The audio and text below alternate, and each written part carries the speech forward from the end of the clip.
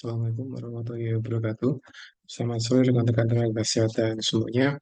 Bertemu lagi di section Journal Scan pada kesempatan hari ini. Dan hari ini saya ingin sharing terkait satu artikel yang ditulis oleh David G. Armstrong. Dan beliau ini memang banyak meneliti tentang diabetes foot ulcer. Jadi ketika rekan-rekan semuanya ingin belajar tentang diabetes foot ulcer, kami sarankan untuk belajar dari paper-paper yang ditulis oleh David G. Armstrong. Nah, itu. Nah, beliau membuat satu komentar ya, yang sangat menarik sekali dan judulnya adalah Are pedicure safe for patient with diabetes? Jadi terjemahnya adalah apakah pedicure atau perawatan kuku itu aman bagi pasien diabetes ya. Dan paper ini diterbitkan di Medscape Diabetes and Endocrinology dan online pada tanggal 23 Oktober 2023, jadi belum lama ya.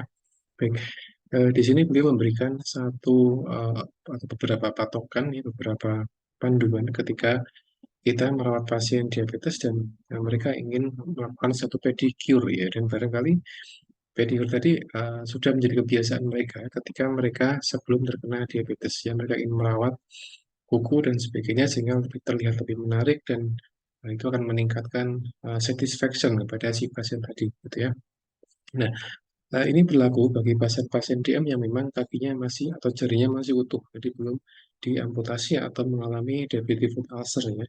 Dan di paper ini disampaikan ada kurang lebih 8 poin yang harus diperhatikan oleh para perawat atau mungkin tenaga kesehatan yang ingin memberikan satu informasi kepada pasien-pasien DM yang mereka ingin melakukan pedicure ya. Nah, yang pertama adalah foot health assessment, jadi mengkaji kesehatan kaki ya. Jadi ini yang menjadi poin penting. Jadi ketika kita ingin memberikan satu advice kepada mereka pasien-pasien DM yang ingin pedicure, yang pertama adalah mengkaji bagian kaki dulu ya, dari infeksi, dari lecet, kemudian dari beberapa bagian kulit yang memang itu dia rawan untuk terkena infeksi. Ini dia harus dikaji semuanya. Kenapa dikaji? Karena ini akan menentukan kesehatan kaki di kemudian hari ya, gitu. Beberapa orang yang yang praktek pedicure atau dia yang sudah pedicure itu kadang rawan terkena lecet di bagian kuku ya. Sementara pada pasien DM itu dia tidak boleh lecet di bagian kuku. Kenapa? Karena itu akan apa namanya, memicu ya dari beberapa kondisi yang disebut sebagai ulcer kayak gitu ya.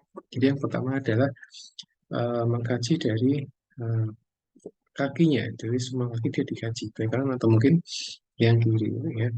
Nah, yang kedua adalah saving precaution. Jadi hati-hati ketika memotong bagian kuku ya gitu ya. Jadi ini ketika uh, kita memotong kuku, maka yang pertama adalah apa namanya, harus melihat dari beberapa bagian kuku yang itu bisa memicu infeksi gitu ya.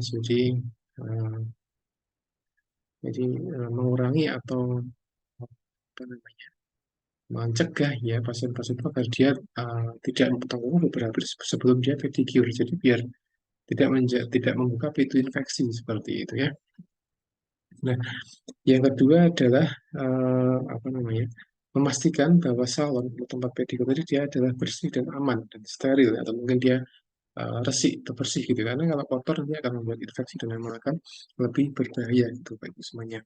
Kemudian yang keempat adalah personal meal kitnya. Jadi upayakan membawa sendiri ya ketika akan pedicure. Jadi tidak bertukar dengan orang lain ketika dia ingin pedicure. Ini harus dihindari.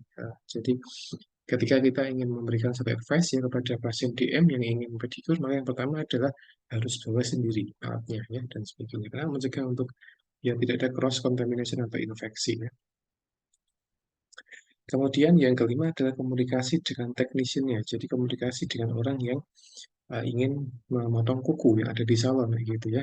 Jadi ini bisa disampaikan kepada keluarga pasien atau pasien agar mereka menyampaikan kalau dia sedang kena diabetes dan harus hati-hati ketika menghandle atau memotong kuku dari si pasien tadi. Jadi jangan sampai lecet atau mungkin ada bagian kulit yang dia terpotong sehingga akan menimbulkan perdarahan dan akan memicu ulkus pada pasien dengan diabetes tadi ya.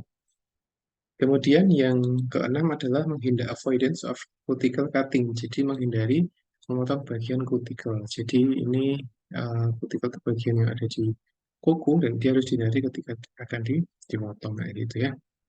Kemudian yang ketujuh adalah prosedur vigilant. Jadi ini kita memberikan suatu instruksi kepada pasien untuk memonitor beberapa tanda setelah pasien itu dia mengalami pedicure itu. Jadi memastikan kalau tidak ada satu kemerahan, kemudian bengkak, infeksi, dan sebagainya. Jadi ketika selesai pedicure, maka kita memberikan satu advice kepada pasien untuk memeriksa kembali bagian kukunya, apakah ada kemerahan atau mungkin tanda-tanda yang memicu dari terjadinya ulkus seperti itu ya. Ini mungkin sepele, tapi sangat penting bagi pasien-pasien DM yang ingin merawat bagian kuku.